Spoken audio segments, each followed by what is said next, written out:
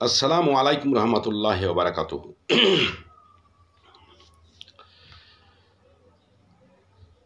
বাংলাদেশের রাজনীতিতে যেসব রাজনৈতিক দলগুলো এখন বিদ্যমান, অবশ্যই এখন বলা যাবে না, কারণ আওয়ামী লীগ এখন নিষিদ্ধ। তারপর তো নামটা আছে তার ঐতিহাসিকভাবে। কাজে আমি যখন ইতিহাস নিয়ে কিছু আলোচনা করব তখন তো আওয়ামী লীগের নামটা এমনি চলে আসে।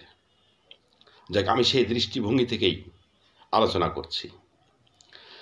তার মধ্যে অত্যন্ত সুপ্রাচীন দল হচ্ছে দুইটা, আওয়ামী লীগ এবং জামাতে ইসলাম।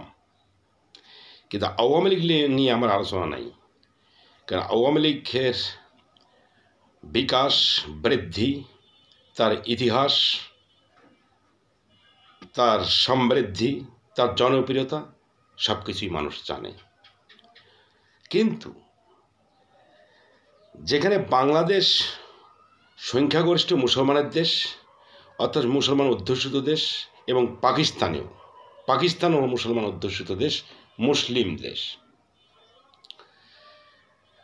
সেই পাকিস্তানেই এ জামাতে ইসলামের জন্ম। এবং ইসলাম হচ্ছে শান্তির ধর্ম, এবং এই ইসলাম ধর্মভিত্তিক একটি দল হচ্ছে জামাতে ইসলাম। তাদের দাবি যে ইসলামী নীতি অনুসরণ করা, প্রতিষ্ঠা করা রাষ্ট্রীয় ব্যবস্থায়, সেটা জামাতে ইসলামের মুখ্য উদ্দেশ্য। তাহলে তো সবচাইতে বড় দল জামাতে ইসলাম হওয়া উচিত ছিল, পাকিস্তানেও বাংলাদেশেও। কিন্তু কোন অভিশাপে এরা অভিশপ্ত যে এরা পাকিস্তানও এরা অর্বাচীন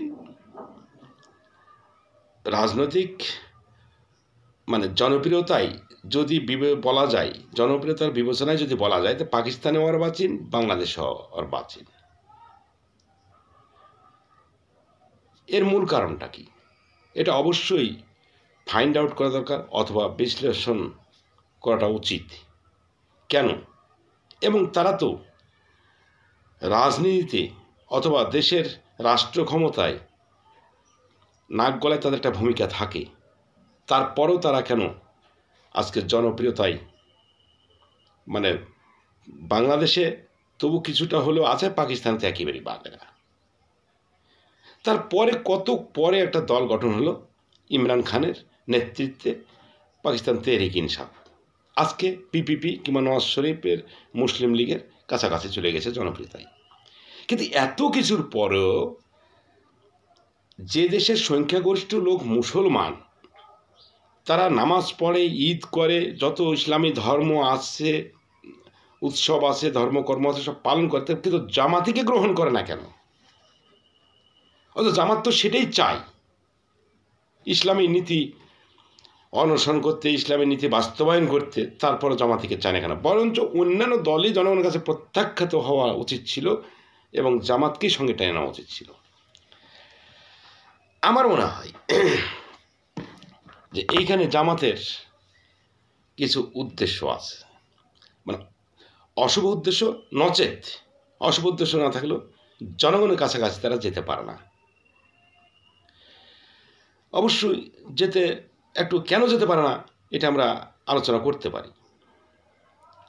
1971 সালে 9 মাস যুদ্ধ হলো পশ্চিম পাকিস্তান বনাম ভার্সেস পূর্ব পাকিস্তান। পশ্চিম পাকিস্তানে কোনো জনগণের সরকার ছিল না। 58 সালে এক সামরিক কুইয়ের মাধ্যমে জেনারেল আইয়ুব খান ক্ষমতা দখল করছিলেন, এবং তখন একমাত্র বিরোধী দল আওয়ামী লীগ, যে পূর্ব পাকিস্তানের জনগণের পক্ষে কথাবার্তা বলে, পূর্ব পাকিস্তানের জনগণ শোষিত, বঞ্চিত, নির্যাতিত ছিল, এর বিরুদ্ধে কথাবার্তা বলতে গিয়ে জনগণের তোপে আইয়ুব খান 68-তে টিকতে না পেরে রাতের অন্ধকারে আরেক সেনা সরকার ইয়াহিয়া খানের কাছে ক্ষমতা হস্তান্তর করে দিয়ে তিনি চলে যান। বিনিময়ে ইয়াহিয়া খানের কোনো দৃষ্টিভঙ্গির পরিবর্তন হলো না। রাজনীতি নিয়ে, জনগণের ভোটাধিকার নিয়ে তিনি প্রহসন, প্রতারণা শুরু করলেন। বিনিময়ে ৭১ সালে যুদ্ধ হলো, অন্যায়ভাবে, বর্বরোচিতভাবে পাকিস্তানি সেনারা পূর্ব পাকিস্তানের জনগণকে অকাতরে নিহত করলেন ৩০ লাখ লোককে, এবং তাদের চারিত্রিক বিষয়টাই এত তলানিতে পৌঁছে গেছিল যে ২ লাখ মা বোনের ইজ্জত লুণ্ঠন করতে তারা দ্বিধাবোধ করেনি। অর্থাৎ ধর্ষণ, গণধর্ষণ এটা বলা যেতে পারে।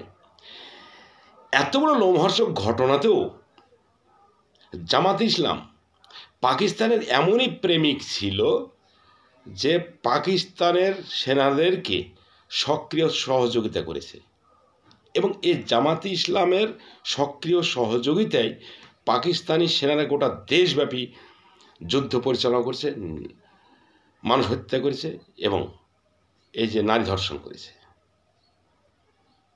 এই জামাতে ইসলামের পাকিস্তানকে সহযোগিতা করার জন্য তারা বিভিন্ন বাহিনীতে বিভক্ত ছিল। আল বদর, আল শামস, আনসারুল্লাহ বাহিনী, এরকম রাজাকার, তৃণমূল পর্যায়ে পিস কমিটি, গ্রাম পর্যায় পর্যন্ত, অর্থাৎ সারা দেশব্যাপী গণহত্যা চালিয়েছে তারা। আচ্ছা, তারপরও যে পাকিস্তানের সঙ্গে তাদের এত প্রেম, তারা চাইছিল যে পাকিস্তান যতই অত্যাচার আমাদেরকে করুক তবু আমরা পাকিস্তানের হয়েই থাকব। কিন্তু তারপরও পাকিস্তানের জনগণ তাদেরকে নিল না, প্রত্যাখ্যান করেছে। একই তাহলে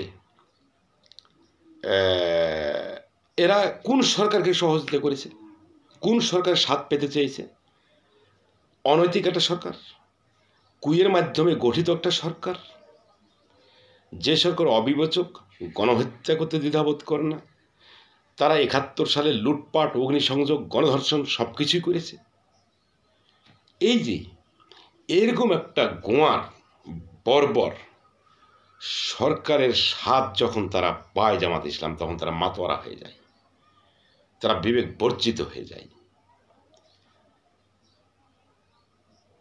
এবং ঠিক একই কর্মকাণ্ড আবার এখন ঘটছে। আমাদের এই 10 মাস বয়সী অন্তর্বর্তীকালীন সরকারের সময় এখানে অত্যন্ত স্পষ্টভাবে প্রতীয়মান পরিলক্ষিত হচ্ছে যে এই অন্তর্বর্তীকালীন সরকারের প্রধান উপদেষ্টা যদি থাকে, জামাত ইসলাম আছে, অথবা অংশীদার আছে, অথবা অংশীজন, যাই বলি না কেন, তার অংশীদারিত্ব জামাত ইসলামের আছে।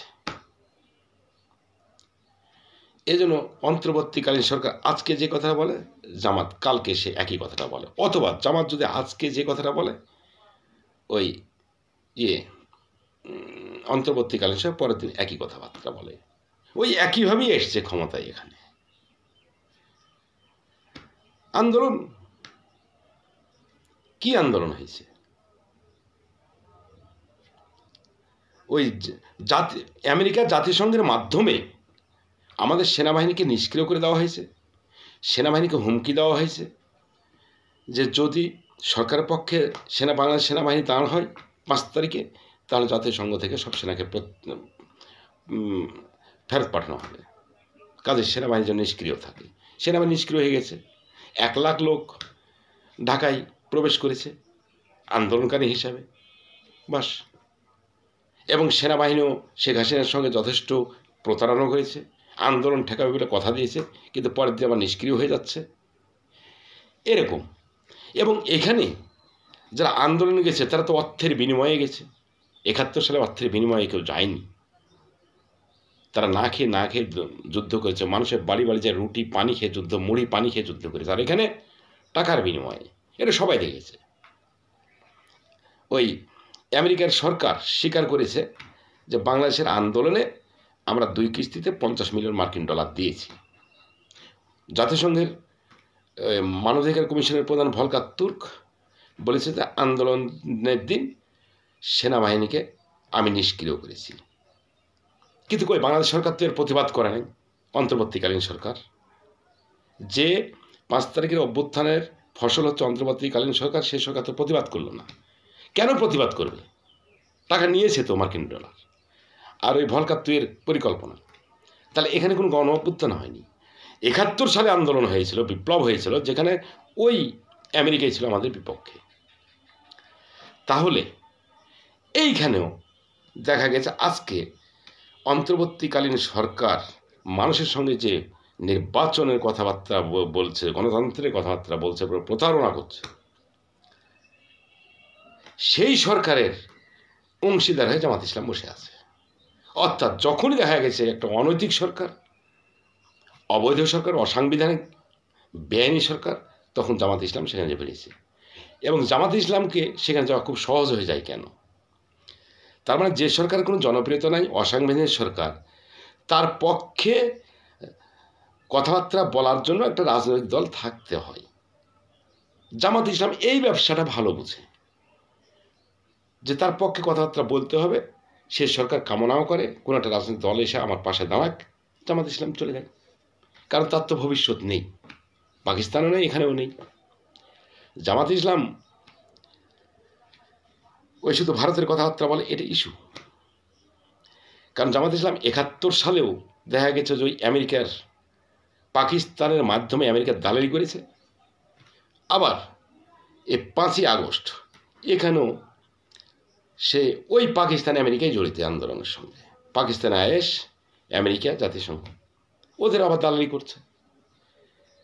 কাজেই এইখানে মানুষ যখন বুঝে যায় যে তাদের এই চরিত্র, কারণ এই ধরনের সরকার তো জনগণের সরকার নয়।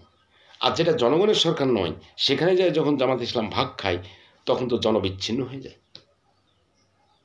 এভাবেই জামাত তার পপুলারিটি পায় না, জনগণের আগা দিকে ধরা খাচ্ছে। এই